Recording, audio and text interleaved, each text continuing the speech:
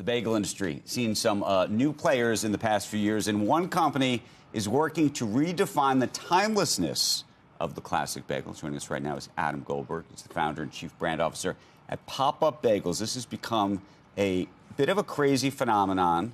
In large part, I think, Adam, you tell me, as a function of social media. Is that what's happened here? Social media definitely helped during COVID. You know, everyone had nothing to do. They were all on social media, and we started making hot bagels in my house, and the only way to reach people was through social media. Can we just talk about the genesis story, though, of this? Because obviously there's lots of bagel stores in the world, bagels all over New York and everywhere else. Why did you think that you could somehow do bagels better? I was making bagels during the pandemic, and they were fresh and they were hot, and I was serving them to people. But had you always been making bagels? Never made bagels before. So go back in time. What were you doing before the bagels? Flood mitigation. Flood mitigation.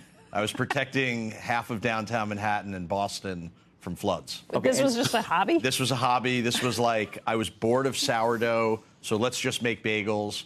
And I started making them with, feeding my friends. And were you testing out different recipes? I figured out the recipe in 3 days. In 3 days? So the recipe that this is, the official recipe today, only took 3 days? 3 grams of one ingredient. And there's 0 calories in this? There's a lot of, no, there's not a lot of calories. They're pretty light.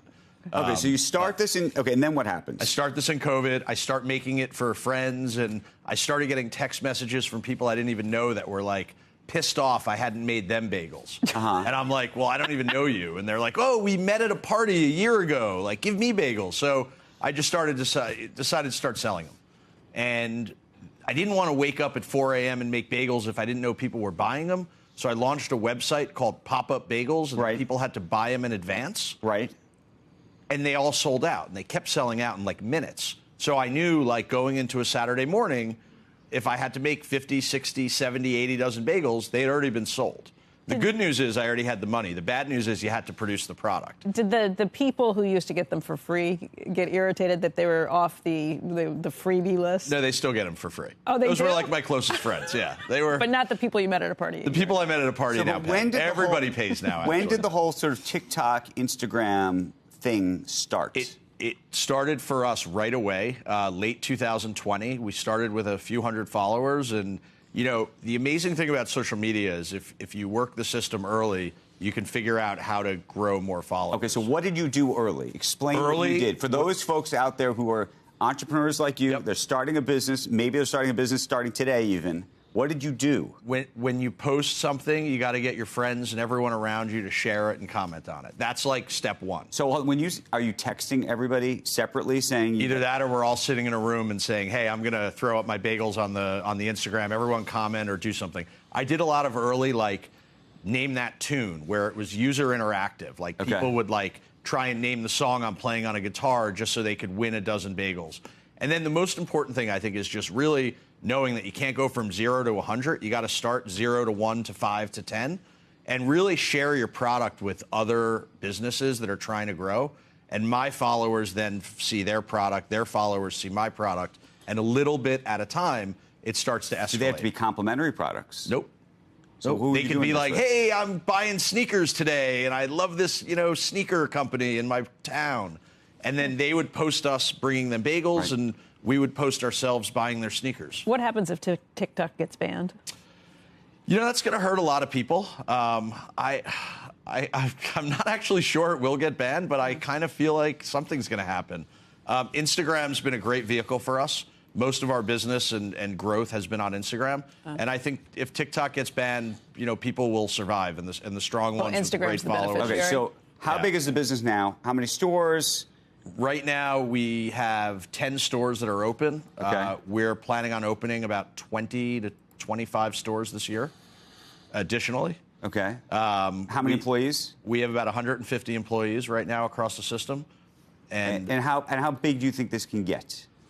I mean, 60% of Americans eat a bagel twice a week, so I see us in 100 different markets. All owner-operated, or do you want to get into franchising? No, so we launched a franchise campaign about 6 weeks ago.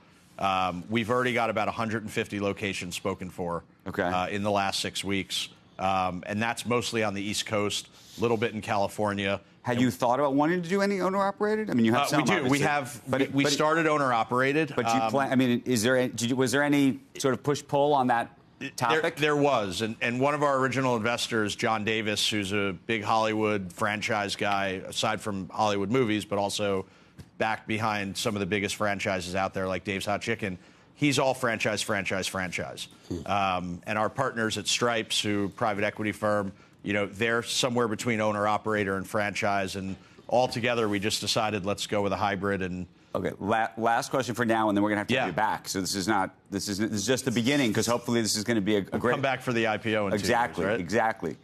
They say that New York bagels are better because of New York water. Yeah. So my question to you is, if you're going to be producing these bagels in Tucson, Arizona in the future, for example, I don't know why I'm coming up with Tucson, but I've never found great bagels in Tucson. What are you going to do? How are you going to? You're not going to be exporting water from New York, Here's what it is. It's not really the water. It's the quality of the ingredients. So I can't imagine it's the water. There are some great bagels in New York. There are terrible bagels in New York, too. Yeah. There are great bagels in a lot of different places. We have made our bagels internationally. We've made them all over the U.S. We've never had an issue. What it comes down to is quality of ingredients and the love that's put into it by the people making the product and making sure. So you really don't think it has anything to do with the water, and you could whatever's in you can look at exactly what's in the water and you could reproduce it. No, I know, but why do you think that bagels have been better in New York for a long time? I mean, now California, people say in L.A. there's a bagel culture. I mean, listen, there's bagel culture booming everywhere right now, right? And the reason why people say bagels in New York have always been better is because this is kind of where bagels started in America, right? Like sourdough in San Francisco. Like sourdough in San Francisco started there, but nobody thinks of San Francisco and sourdough anymore.